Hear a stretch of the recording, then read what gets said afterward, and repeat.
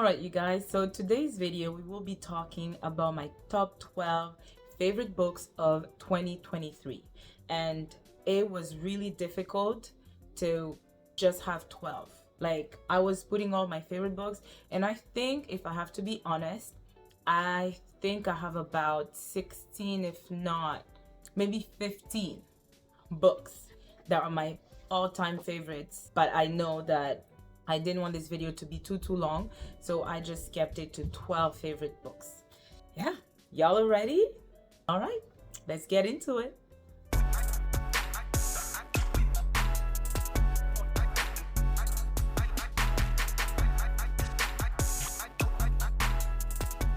All right, you guys, I apologize for the glare of my ring light. This is for the look, so we're gonna have to deal with it.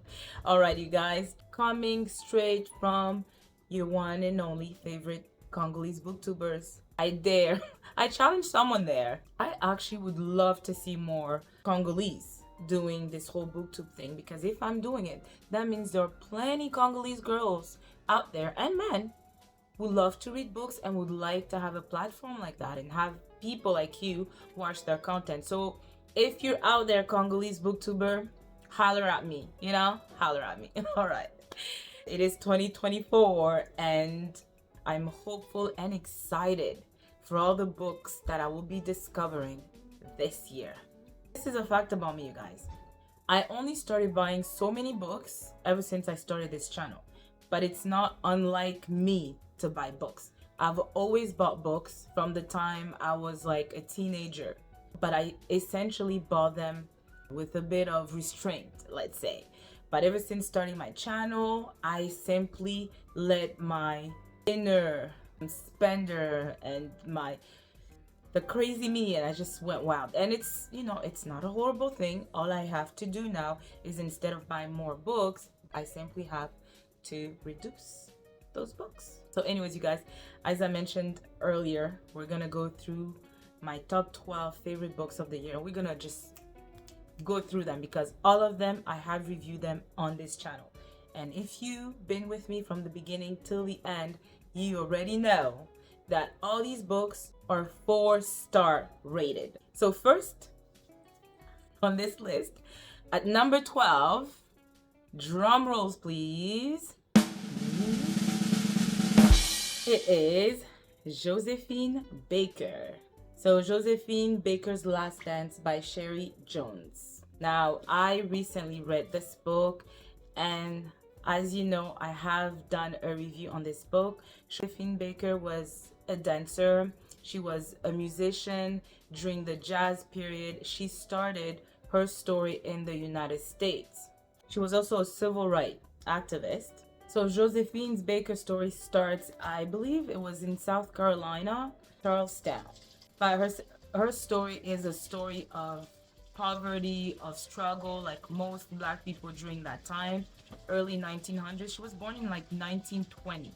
And Josephine Baker is simply popular for her banana dance. Y'all know the banana dance and the googly eyes, And also, she was a singer, but her voice wasn't that protruding at the beginning, but she eventually continued to sing, especially in France, Paris. She went around the world during the World War, was it World War I or II, when Hitler was attacking Europe during that time, and she went around Hitler's people, sang for them, like she risked her life. And she was also a civil rights movement leader.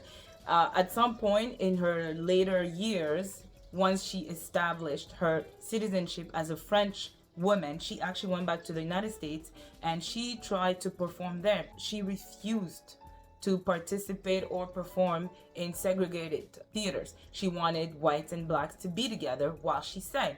She also was met with a lot of resistance, because at some point in the book, she's described as going to a hotel when she first arrived, from France, and she's trying to, get a hotel room, and everybody is just refusing, even to eat at a restaurant. It was really during that time when, colored people, black people couldn't mix with white people. Apart from that, I want to also mention what was really prominent about her story. It's the fact that she adopted, I believe it was 8 children, and she called them her rainbow tribe. And she adopted all these different all these kids from different backgrounds, all of that to show the world that if the kids are given an opportunity to just be good together, grow up together, the whole racism thing is something that is learned. You don't grow up being racist, you know. And yeah, I love the story. As I said, I rated it 4 star. And she was also the only black woman. She was inducted in the French Pantheon as the first black person, but also the first black woman. Can you believe that? All of that after she died. But hey, her life is fabulous. If you haven't read anything on Josephine Baker, I recommend picking The Last Dance. It will give you an overview, but a lot of details about her life. So that's a number 12. A number 11, we have Take My Hand. I already have a review, but essentially it's about these 2 young girls who end up being sterilized during the 1970s. And this is in Montgomery, Alabama. And this is a story of this nurse called Sybil Townsend, I believe. Yeah, Sybil Townsend. And it's her story on how she tried everything to help those 2 girls after the wrongs that were done to them. And how it started, it was simply because the family of those 2 girls didn't know how to read. And this white nurse came to their home telling them all these crap things that they couldn't read and let them sign basically the kids' lives away. And they were sterilized against them knowing better. And it's Sybil Townsend going to court with those 2 girls and fighting the system in order to not only get reparations for the wrongs that were done to the girls, but also for the black people during that time. Because this system, or the government back then, felt that because you were born in poverty, because you had issues with, you had physical issues, mental health, all of that stuff, it wouldn't be good for you to procreate, and for them, in order for them to basically stop black people to have many children, because they couldn't take care of them, they lived in like slums and things like that, they decided to give these injections to these young kids and women, and oh, what a mess. It really hurt my heart because, again, I'm a mom, and stories like that always just affect me in a different way. That really hurt. To know that that was based on true story really hurt. But please, if you haven't read it, Take My Hand by Dolan Perkins Valdez. At number 10, we have Sister Mother Warrior by Vanessa Riley, author of Island Queen. Oh my gosh, I love this story simply because this story reminds me of the Woman King that Viola Davis played, because she played a woman that was born in the Dahomey Kingdom. And if you don't know about Dahomey Kingdom, please do your research. But it was essentially this kingdom that was full of warrior women, and they defended their kingdom until they could not defend. But they were really strong, really powerful, they were the ones protecting the villages and their king and the men in there. Can you believe it? Talking about women cannot. Oof. This story is also a 4-star rated. It started with Adboraya and Marie Claire. So Adboraya and Marie Claire.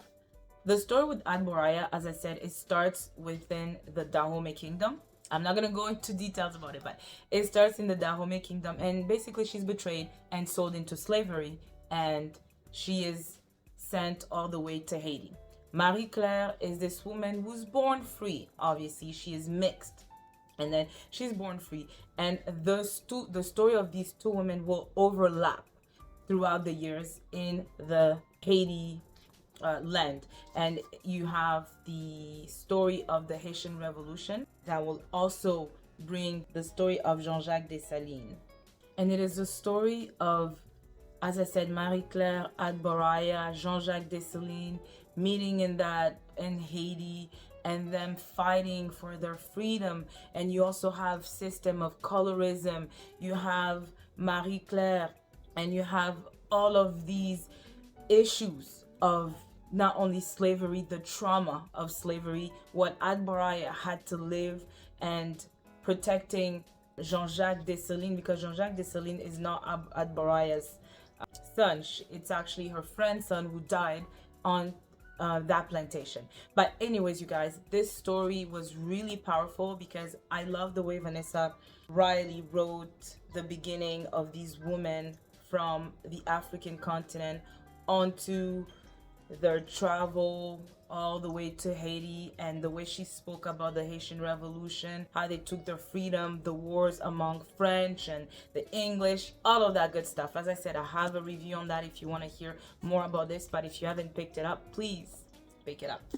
So at number 9, we have Viola Davis, Finding Me. I have a review on this book, but this book is about Viola Davis. So obviously this is not a historical fiction book. It's not a fiction book. It's her life and her growing up in a poor family.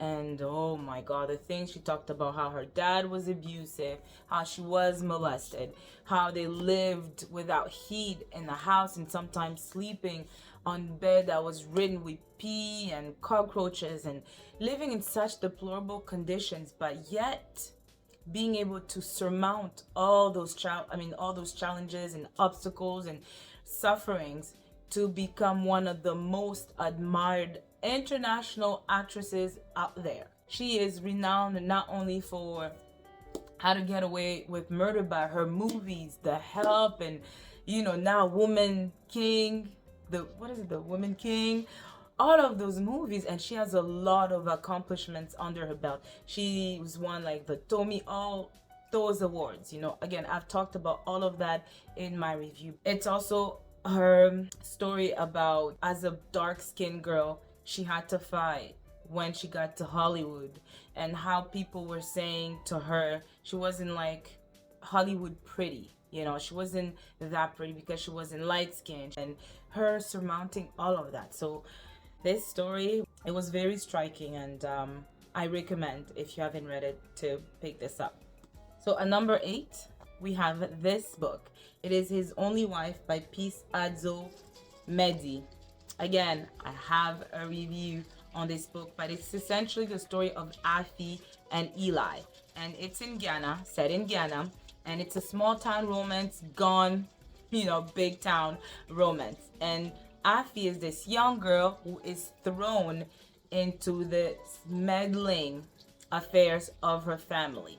She is not forced. She is essentially convinced to marry this man, Eli. And she knows that he's already married and he has a kid. But the family of Eli tells her mother that they want her to marry their son so that that woman can be discarded, because she doesn't really like Eli's family. They don't get along, and they feed her all these stories, And the beautiful part in this is that I was convinced that there was going to be something that will come of this relationship between Afi and Eli. And boy, oh boy, the twists and turns that it took me on. It took me on a ride, and I was like, what? No. I really enjoyed this, and this was also a 4-star for me. So pick it up if you haven't. At number 7, we have Real. Real, oh my God. Thanks to Lisa for Baby Library, because she really convinced me to pick this book.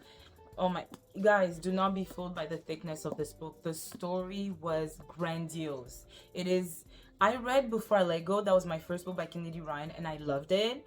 But this was really emotional for me. It was raw. So this story is a story within a story, but essentially it's about Canon and Neva, and they're in Hollywood. Neva is this upcoming star. She starts in Broadway. She gets discovered by Canon. Canon is this, I want to say, film director. He is film director, and he's looking for this star who will play a starring role in one of his biggest projects, right? And he goes to Broadway and he sees Neva. He's like, I want her. It's her. And Neva does not have any experience outside of Broadway when it comes to being an actress, right? But Canon is convinced that no one else will do. And it's the love story that will blossom into something so pure and grand, and you just want to like live such love, you know. And also I love the way Kennedy Ryan portrayed, because Neva has, she has a sort of disease that she's also battling, and I love the way she portrayed that disability in the story. She's really good at that. I noticed that Kennedy Ryan, whenever she writes, because I've read a couple of stories about her, she's really good at speaking about either whether it's mental disability, whether it's, you know, domestic violence, whether it's those raw subjects that are very, you know, real, and bring them into the stories, but still it is stories of survival. It's the way she brings those story in these books and makes these characters not only survivors of these diseases, but also it's the way she builds the love story around these characters that are so amazing. But yeah, Canon and Neva, fantastic story. I did cry, like Lisa also said from Baby Library. I cried. It's very emotional. If you haven't picked it up, I mean, just pick it up. And if you want to hear more of my review on it, like I said, just go into my videos and you will see it. I'm not sure that I can link all my book review videos on here, but if you are curious to get more details about these reviews, just go into my video archives and you will find it. You will find a review on each of these books. At number 6, we have Longshot, another Kennedy Ryan. And I just did my review on this one in November. This story is my first book in the series that I read. Which one is the Hoop series? And it is the first one in the Hoop series, and it's Longshot. And this book is about August and Iris. I love their story. Obviously, it's a romance. This book is very triggering because it does deal with domestic violence. So please look out for that. She does have a note at the beginning of the book regarding domestic violence. But this book was raw, you guys. It really traumatized me. I have to be honest about that. Outside of the romance that was pure, raw, graphic, like we love, you know, like only Kennedy Ryan writes them. We love that aspect. But the violence part, the domestic violence, was so heartbreaking and scary to even think that that could be real. Very scary. But yeah, I really enjoy this love story. Again, this was a 4-star for me. You want to hear more about my reviews, my thoughts on this book, like I said, just go in the November wrap up month and you will hear more about August and Iris' story. So at number 5, we have The Water Dancer by Ta-Nehisi Coates. My first time discovering this author, and I just stumbled upon him. I did not see anyone talk about this book on Booktube, at least not recently. So I really enjoyed this story. Again, it's a slave narrative book, and it is by the author who wrote Black Panther. Not wrote Black Panther, but he wrote the script for the Black Panther for Marvel. And oh my goodness, I also followed his Booktube interviews. He's very eloquent. He speaks some real facts about the United States, and his thing is the United States want to forget. They want to have amnesia when it comes to slavery because it's so long ago. It might be long ago, but the repercussions of it are very generational and are still being felt until today, right? So, like I said, this one as well was part of my November TBR, but it's essentially the story of Hiram. Some people say Hiram, some people say Hiram, but we're gonna say Hiram. And Hiram is born on a plantation. He's mixed. The owner of the plantation is actually his dad, and his mom was a slave, and she was sold and onto another plantation. He was never able to see her again. And it's his story trying to free himself, but also trying to free the woman he will come to care for along the story. But during those times, it's him having also a secret. He can conduct. He can use basically conduction and dreams to move through space and arrive in another city within the United States. So it has a little bit of that supernatural effect. The only thing with that is that his brain is almost forgetting what happened to his mom. Like, it's, you know, it's traumatic, and he doesn't want to remember his mom and what happened to her. And in fact, it is important to remember that dream, or to remember his mom, for his conduction to work perfectly. And there's also mention of Harriet Tubman, and there's also mention of these other white people with whom he's gonna meet, that are gonna be allies and that are gonna help him to not only free himself but also free the woman that he cared for. And it's his journey of him being betrayed, of them being found, of them being beaten, and the people that he meets along the way, friends and foes along the way. Truly an amazing story. I was so happy when I actually discovered this author. I'm excited to read more by Ta-Nehisi Coates. And if you haven't picked up The Water Dancer, please pick it up. At number 4, we have The Girl with the Louding Voice. I have a skit on it, you guys. It is the story of this young Nigerian girl, Adoni. She's very young when her story begins. She's married to an old Nigerian man because her family's suffering, and they sacrifice her in order to get or collect the money from her marriage to that old man. And at some point she runs away. You know, she runs away not because she runs away for the marriage, it's because she helps this other wife, because she's like the third wife, married to that older man. God, she was 14, I believe. And she helps her friend because her friend needs to go and give birth, and she discovers a secret, but with that secret something happens and she's forced to run away. And it's her story of her just wanting to go to school, and so that she could teach other kids, you know. And it's her meeting all these people who would take advantage of her, especially one of them called Big Madame.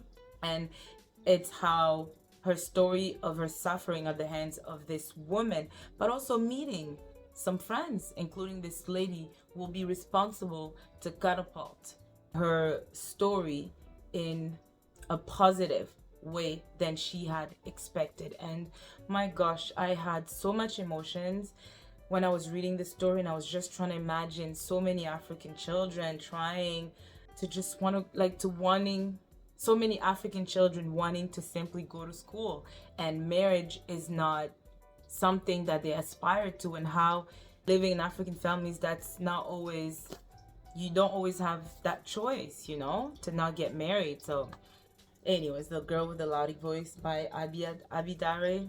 I love this book. I cannot recommend it enough. And please listen to the audio version, because the woman narrating the story, the accents, and the way, the intonation that she uses to emphasize certain words, certain parts of the story, plays a big part. Like, it plays a big part in making you feel those emotions, you know. So please, if you haven't, do yourself a favor and pick it up.